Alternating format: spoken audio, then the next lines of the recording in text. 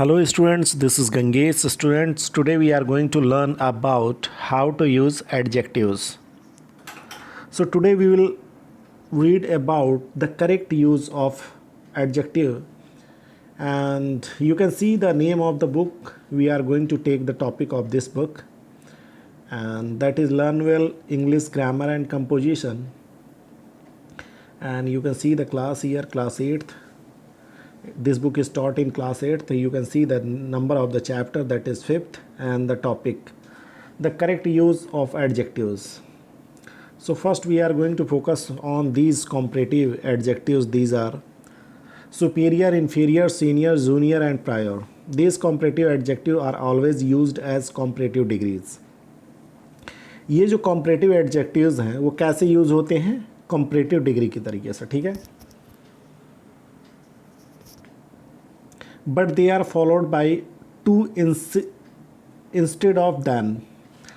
ये किस से फॉलो किए जाते हैं? देखिए, जैसे कंपैरेटिव डिग्री में जब दो चीज़ें आप कंपेयर करेंगे, ठीक है, तो होगा क्या कि ये आपका देन से होता है, ठीक है. बट जब आपके पास ऐसे कंपैरेटिव डिग्री आ जाए जैसे superior, inferior, senior, junior, prior, तो उसके लिए हम देन को ना यूज़ करते, देन को हम यूज़ ही नहीं करते. उसके लिए हम किसको यूज़ करते हैं? टू को, ठीक है. अब यहाँ पे देख लीजिए, this cloth is superior to that. It means this cloth is superior to that cloth. अब या तो ये कह लीजिए this cloth is inferior to that. मतलब अगर सुपीरियर आप बोलते इसका मतलब ये क्लॉथ उस क्लॉथ से काफ़ी अच्छा है. इन्फीरियर बोलते तो आप ये कह सकते हैं ये क्लॉथ उस क्लॉथ से काफ़ी बेकार है. तो इट मीन्स चाहे आप सुपीरियर यूज़ करें चाहे आप इन्फीरियर यूज़ करें, बट जिसके साथ कंपेयर करेंगे उस वर्ड के पहले आप टू का यूज़ करेंगे. देखिए, he is senior to Amit. ये अमित से सीनियर है, ठीक है. He is junior to Amit. चाहे सीनियर यूज़ कीजिए चाहे जूनियर, लेकिन इस कॉम्परेटिव डिग्री के बाद और जिससे कंपेयर आपका हो रहा है उसके बीच में आप देन का ना यूज़ करके टू करेंगे, ठीक है. अब यहाँ पे अगर आप ऐसे बनाएंगे he is senior than Amit, तो ये सेंटेंस गलत हो जाएगा. He is junior than Amit. यहाँ पे आप क्या, he is senior to Amit, he is junior to Amit. तो इस तरीके से आप टू का यूज़ कर सकते हैं. अब देखिए दूसरा यहाँ पे चलते हैं कि फार्दर एंड फर्दर. तो यहाँ पे दो चीज़ें हैं, फार्दर एंड फर्दर में. Farther is the comparative degree of far. It means जब आप ऐसी चीज़ों का यूज़ करते हैं, ये किसकी, फार्दर का मतलब ये है कि ये आप यूज़ कंपैरेटिव डिग्री करते हैं. कभी कभी कुछ चीज़ें बहुत दूर होती हैं आपसे, तो उसको बताने के लिए. It shows A greater distance between two points. A greater distance between two points. It means आपके पास दो पॉइंट्स हैं, उसके बीच की डिस्टेंस है, ठीक है. Further is the comparative degree of four. Further किसकी कंपैरेटिव डिग्री है? फोर की. इट शोज समथिंग एडिशनल और समथिंग मोर इन एडवांस. तो ये क्या शो करता है? कुछ एडिशनल, मतलब अलग से कोई चीज़ ऐड करने के लिए, या कुछ ऐसी चीज़ें जो एडवांस में इसे बोली जाए, ठीक है. अब देखिए यहाँ इसके एग्जाम्पल से ये चीज़ें क्लियर होगी. Varanasi is farther from Kolkata than Patna is, ठीक है.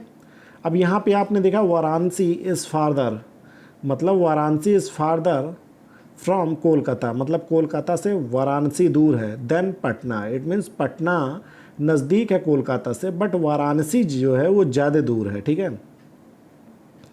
अब यहाँ पे देखिए, we must get further information. तो फार्दर का मतलब दूरी एंड फर्दर का मतलब थोड़ा और, एडिशनल, या ये कहिए समथिंग मोर इन एडवांस. तो कुछ एक्स्ट्रा आपको चाहिए जहाँ पे, वहाँ पे आप फर्दर बोलेंगे. जैसे वी स्टडी फर्दर, मतलब हम इसके आगे भी स्टडी करेंगे, या we must get further information, ठीक है. तो ऐसी चीज़ों के लिए आप इस तरीके से यूज़ करते हैं, ठीक है. फार्दर एंड फर्दर का दोनों का डिफरेंस है इसमें. अब चलिए ईच एंड एवरी के बारे में थोड़ा डिस्कशन कर लेते हैं. Each is used in speaking of two और मोर थिंग्स और पर्सन्स. अब देखिए ईज़ का यूज़ ये है कि ईज़ का यूज़ जब आपके पास ग्रुप कोई हो, ठीक है, ग्रुप में आपके पास सिर्फ दो लोग हैं या दो से अधिक हो, मोर देन टू.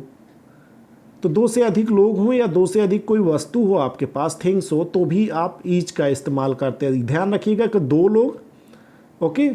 फिर उसके बाद सेकंड है कि 2 से अधिक, अब इसके बाद जितने भी हो जाए, ठीक है। तो यहाँ पे आप ये ध्यान दीजिएगा कि 2 एंड 2 से अधिक। फिर ईच, अब यहाँ पे देखिए कि each means one of two things, मतलब ऐसा है कि आप कभी कभी हो जाता है ना कि आपके पास 2 चीज़ें हों। अब इसमें में से ईच ये ऊपर वाला हो गया, मतलब 2 में से एक चीज़, ठीक है। और one of any number exceeding 2, मतलब 2 से ज़्यादा अगर नंबर हो रहे हैं, थोड़ी देर के लिए आप यहाँ पे 10 हैं, ठीक है, उसमें में से एक, तो ईच एक ही को यहाँ पे शो कर रहा है, ठीक है। तो इस पे आपको ध्यान है कि ईच का मतलब ये है कि आप हर एक पे पूरा प्रॉपर फोकस करना चाहते हैं, हर एक नंबर पे। तो यहाँ पे ये मतलब लर्न करने वाली बात है।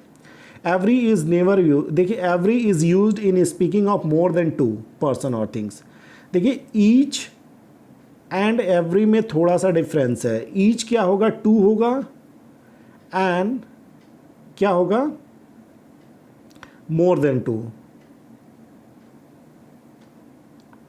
और एवरी में क्या होगा कि 2 नहीं होगा, वो मोर देन 2 ही होगा, ठीक है। इसमें 2 आ जा रहा है, ईच 2 के लिए भी इस्तेमाल किया जा सकता है, मतलब कोई 2 हों, 2 में से एक को बताने के लिए कभी कभी होता है ना कि each member of this group, तो हो सकता है उस ग्रुप में 2 ही मेंबर हों, तो उसमें में से आपको बताना है ना, हर एक मेंबर पे आप फोकस कर रहे हैं, तो ये 2 मेंबर के लिए भी लगेगा, 2 से ज़्यादा भी मेंबर के लिए। बट एवरी जो है वो आपका 2 से अधिक मेंबर होंगे जिस ग्रुप में, उसमें हर एक को फोकस करने के लिए लगेगा। तो ये 2 से अधिक भी, बट एवरी जब आएगा तो वो 2 से अधिक ही होंगे, 2 नहीं होंगे। तो यहाँ पे ये ध्यान दीजिएगा। अब यहाँ पे but always for some number exceeding 2, ठीक है, मोर देन 2 पर्सन और thing, every is never used for 1 of 2। देखिए उसमें क्या है, ईच 1 ऑफ 2 के लिए इस्तेमाल हो रहा है, लेकिन ये नहीं यूज़ होता है 1 ऑफ 2, मतलब 2 में से एक के लिए। But always for some number exceeding 2, मतलब जो 2 नंबर से ज़्यादा ही होंगे उसके बाद, मतलब किसी टीम में, जैसे क्रिकेट टीम में 11 मेंबर हैं, तो उसके लिए क्या होएगा, वहाँ उसके लिए ईच भी लगा सकते हैं, मतलब 2 मेंबर से ज़्यादा अगर जिसमें होंगे, जिस ग्रुप में, उसको आप बोल सकते हैं कि every member should qualify this exam. कोई ग्रुप हो जिसमें 2 नंबर से ज़्यादा, 2 लोगों से ज़्यादा हो, तो या तो आप ईच इस्तेमाल करेंगे तो भी सही है, एवरी इस्तेमाल करेंगे तो भी सही है, 2 से अधिक। बट अगर किसी ग्रुप में 2 ही मेंबर है और उसको आपको इंडिकेट करना है, तो आप ईच से ही करेंगे कि ईच मेंबर, मतलब आप हर एक मेंबर को इस ग्रुप के जिसमें 2 मेंबर हैं उस पर दोनों पे फोकस करना चाहते हैं, तो आप ईच ही लगाएंगे, ठीक है। तो यहाँ पे ये ध्यान देने वाली चीज़ है। He was sitting with a child on east side of him, ठीक है। तो अब ये कहाँ पे बैठा, he was sitting with a child, एक बच्चे के साथ है, ठीक है, on east side of him. तो यहाँ पे देख रहे हैं ना कि ईस्ट साइड, मतलब 2 साइड हैं, तो दोनों साइड पे बच्चे बैठे हुए हैं। I help him on each occasion, अब हो सकता है ये ओकेज़न या तो 2 ही बार पड़ा हो उसकी लाइफ में जिसका इन्होंने हेल्प किया, या 2 से अधिक हों, ठीक है। तो इसमें ये चीज़ें आ सकती हैं। Not every horse can run fast, अब एवरी हॉर्स का मतलब ये है पूरे हॉर्स के क्लास को ही इन्होंने डिनोट कर दिया यहाँ पे। तो कहने का मतलब यहाँ पे ये है कि जो हॉर्स है हमारा, उसको ये डिनोट कर रहे हैं कि सभी घोड़े तेज़ी से नहीं दौड़ सकते। तो यहाँ पे आप ये समझ गए कि एवरी एंड ईच का यूज़। अब each is used in respect of a definite number of person और थिंग। ईच कहाँ पे यूज़ होता है, जहाँ पे आपको डेफिनेट नंबर ऑफ पर्सन और थिंग आपको जहाँ डिनोट करना हो।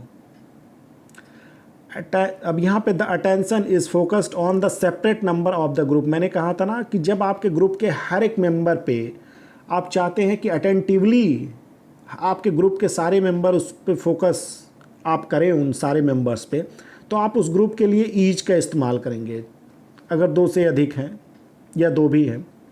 But every is used in respect of an indefinite number, मतलब जब आपको नंबर रियल में पता ना हो कि मतलब 2, 4, 6, 8, 10, 1000, ठीक है। अब आप बोल सकते हैं ना every citizen of this country, तो इसका मतलब आप कितने सिटीजन्स हैं वो तो आप जानते ही हैं कि अनकाउंटेबल हैं, काउंट किया जा सकता है उन्हें, बट ज़्यादा नंबर्स में है। तो यहाँ पे आपने देख लिए एवरी का एंड ईच का दोनों में डिफरेंस कि ये सेपरेट नंबर के लिए है, ये इंडेफिनिट नंबर के लिए, पर्सन और थिंग्स के लिए है। The attention is focused on the group as a whole, तो इसमें ग्रुप पे फोकस किया जाता है एज ए होल, ठीक है। ईच मेंबर पे नहीं फोकस किया जाता या ईच थिंग पे नहीं फोकस किया। देखिए इसमें, इससे समझिए every boy all the boys, इसमें अगर आपने एवरी लगाया तो every boys in the class passed the examination, all the boys in the class passed the examination, each boy in the class was given 3 times, ठीक है। अब इसमें ये दिया जा रहा है, अगर आपने एवरी बॉय बोला तो इट मीन्स सभी बच्चे, इसका एक मतलब ये भी हो सकता है कि सभी बच्चे पास हो गए, ठीक है।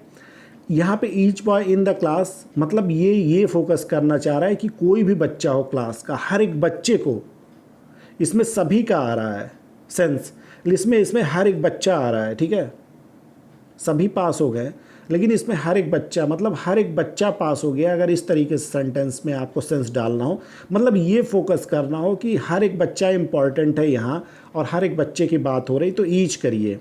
सभी बच्चों को अगर एक साथ आप रिप्रेजेंट करना चाहते हैं तो एवरी बोलिए। अब यहाँ पे देखिए either and neither, either has 2 meaning. अब आइदर मतलब क्या है, 2 मीनिंग, 1 ऑफ 2, तो यहाँ भी यही सेंस हो रहा है कि 2 में से अगर आपको एक इंडिकेट करना हो। ईच ऑफ 2 फिर भी वही हो गया, दैट इज़ बोथ। अब यहाँ पे देखिए, अब इस आपको एग्जांपल देंगे तो क्लियर होगा। But the use of either is restricted to things that are complementary और where one implies the existence of the other. अब देखिए यहाँ पे कि but the either is restricted to things that are complementary, मतलब either उन चीज़ों को रिस्ट्रिक्ट करता है जो कॉम्प्लीमेंट्री होते हैं, ठीक है। सेंटेंस में कॉम्प्लीमेंट्री आप जानते ही हैं। और where one implies the existence of other, ठीक है, जो अदर के एग्जिस्टेंस को बताता है। यहाँ पे देखिए neither is negative of either, ठीक है। नाइदर किसका नेगेटिव है, आइदर का, ठीक है। तो उसका ठीक अपोजिट होगा। अभी ये सब आपको एग्जाम्पल से क्लियर होंगे आइदर एंड नाइदर का, मैं क्लियर करूँगा। It signifies neither the it signifies neither the one nor the other, ठीक है। नाइदर नॉर, आइदर और, ये आपको सेंटेंस में क्लियर होगा। He can take either side, it means इसके पास 2 साइड्स हैं, 2 साइड में कोई भी साइड ये चूज़ कर सकता है, ठीक है। The river overflowed on the either side, it means कोई रिवर ओवरफ्लोड हुआ है, उसमें बाढ़ आया है तो वो दोनों साइड से ओवरफ्लो हुआ है, ठीक है। तो यहाँ पे आप देख रहे हैं ना कि अगर आपको दोनों साइड, बोथ साइड्स को फोकस करना है तो भी आइदर है। We should take neither side, मतलब दो के दोनों साइड में कोई सा साइड नहीं।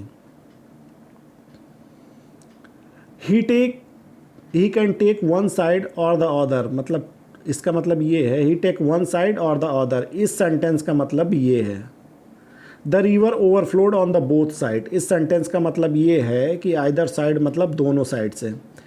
थर्ड का इस सेंटेंस का मतलब we should take neither this side nor that side, it means दोनों साइड हम नहीं कर सकते। तो देख रहे हैं ना कि आइदर का किस तरीके से यूज़ है, एक के लिए भी यूज़ है, दोनों के लिए भी यूज़ है। अब हम कहें, एक सेंटेंस खुद से बोलते हैं, this room has 2 window.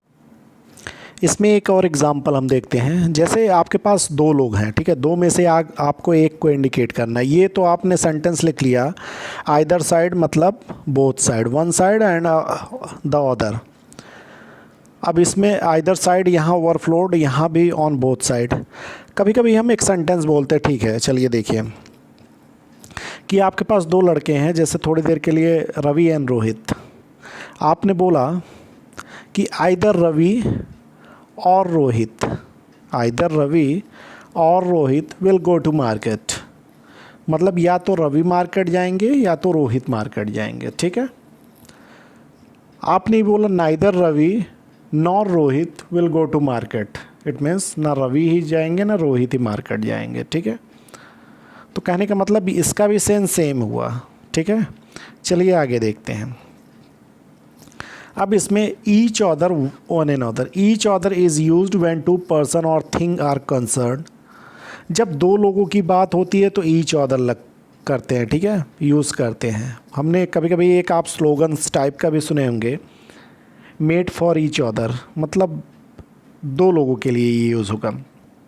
And one in another is used when more than two person और थिंग आर कंसर्न। देखिए नीचे एग्जाम्पल देखिए, दो से अधिक लोगों के लिए one another. The two friends helped each other, ये फ्रेंड कितने हैं, दो, तो इसी के लिए हमने ईच अदर लगाया। We should love one another, it means ये दो से अधिक लोगों की बात हो रही कि हमको आपस में क्या करना चाहिए, प्यार से रहना चाहिए। तो one another it means ये दो से ज़्यादा लोगों की बात कर रहा है। अगर वन एन अदर आ जाए तो दो से ज़्यादा लोगों की, ठीक है।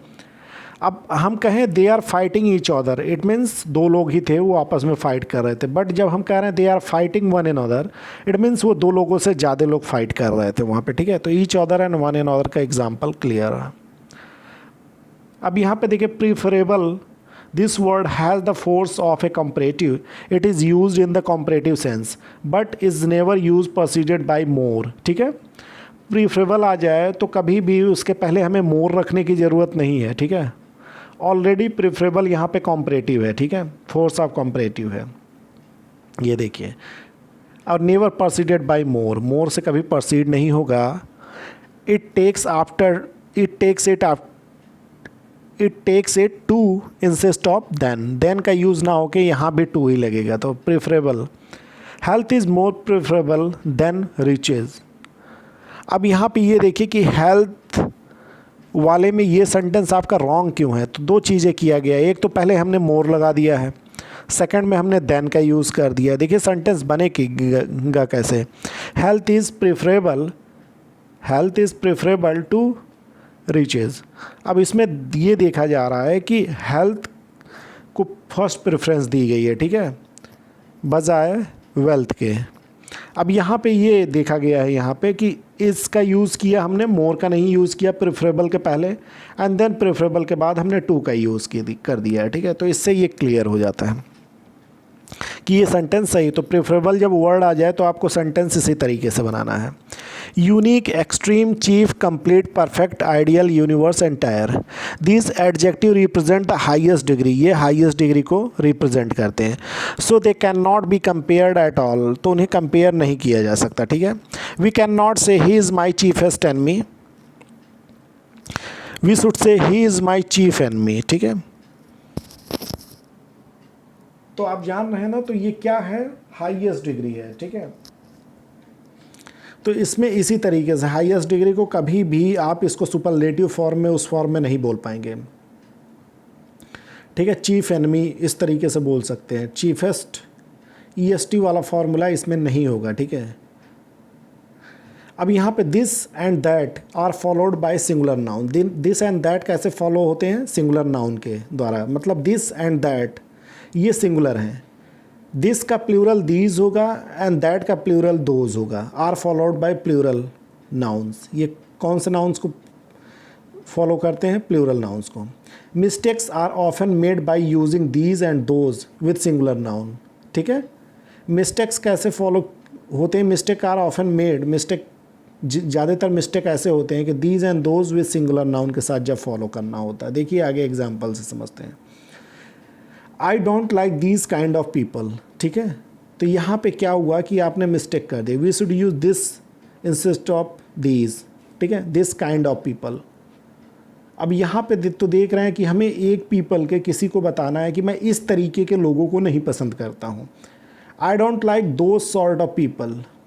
अब यहाँ पे क्या होना चाहिए, दैट इंसिस्ट ऑफ दोज। तो यहाँ पे आपको जो सेंटेंस आपका आएगा वो होना चाहिए दैट सॉर्ट ऑफ पीपल, ठीक है। पीपल में कुछ एक ही लोगों को इनको इंडिकेट करना है तो दैट ही लगाना है, ठीक है।